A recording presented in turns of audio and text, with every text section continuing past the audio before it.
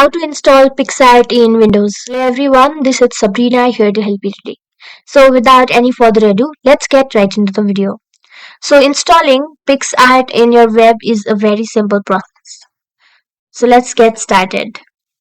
First, go to your preferred browser and then search for Picsart download for web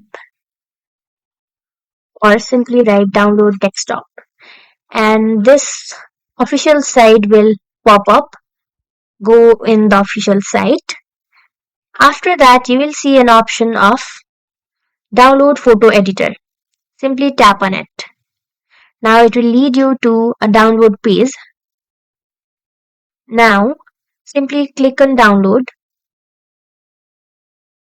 and the file will be downloaded.